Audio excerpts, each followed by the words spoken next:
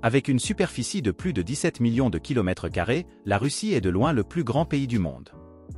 Elle est environ 47 fois plus grande que l'Allemagne et couvre environ un neuvième de la surface totale de la Terre. Auparavant, la superficie était encore plus grande. Mais comment la Russie, dont le centre se trouve sur le continent européen avec Moscou et Saint-Pétersbourg, a-t-elle pu s'étendre jusqu'à la côte du Pacifique?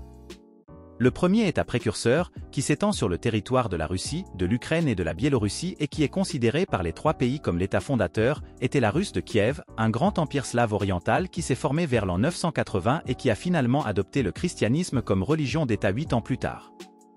Cet empire a cependant été victime de l'invasion des Mongols en l'an 1240. L'invasion mongole a accéléré l'effondrement de l'empire de Kiev, qui s'est divisé en plusieurs États successeurs, tous sous le contrôle des Mongols ou de la Horde d'Or. Ces principautés se sont battues pendant longtemps pour la domination. La principauté de Moscou est finalement sortie victorieuse de ces combats, car le chef Ivan le Grand a réussi à mettre fin à la domination mongole et à réunir tous les États russes sous une seule bannière. Dès l'an 1500, sous son petit-fils Ivan le IV, également appelé Ivan le Terrible, les soi-disant Cosaques, composés d'unités de cavaliers, sont partis pour étendre les frontières russes au-delà des montagnes de l'Oural et conquérir la Sibérie et l'Extrême-Orient. En ouvrant ces régions, elle est devenue le plus grand pays du monde. La partie asiatique représente encore aujourd'hui 77% du territoire russe.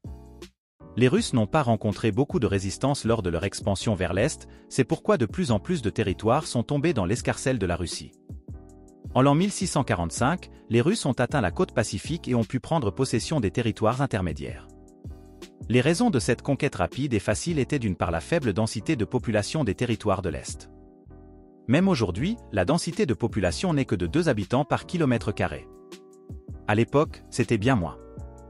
D'autre part, la plupart des tribus sibériennes ont accepté d'elles-mêmes la domination russe, car elles ont obtenu une grande autonomie intérieure et ont pu continuer à cultiver leurs traditions. La Russie garantissait la sécurité en échange de tribus et d'impôts. Grâce à cet accord, la conquête de la plupart des pays s'est déroulée de manière pacifique. Cependant, l'expansion vers l'ouest et le sud a été beaucoup plus lente. La raison en est que l'Empire russe y a rencontré des adversaires bien plus puissants et influents comme la Pologne-Lituanie et l'Empire ottoman. Au cours des 400 dernières années, des guerres et des combats ont eu lieu contre ces pays et les États qui leur ont succédé. Le tsar Pierre Ier, avec les réformes qui portent son nom, a modernisé l'Empire russe, impérial depuis l'an 1721, et l'a rapproché de l'Europe occidentale, ce qui a permis à l'Empire de consolider et d'étendre son statut de grande puissance.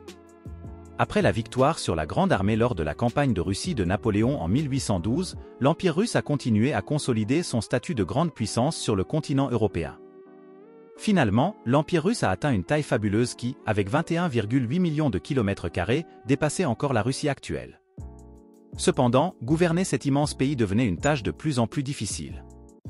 En l'an 1865, un fonctionnaire russe avertissait déjà que la Russie devenait trop grande pour comprendre ce qui se passait à ses frontières. C'est aussi une des raisons pour lesquelles la Russie a vendu l'Alaska aux États-Unis en l'an 1867. Même si quelques centaines de Russes y vivaient, elle était tout simplement trop éloignée du centre et n'avait pas d'importance stratégique pour la Russie à l'époque.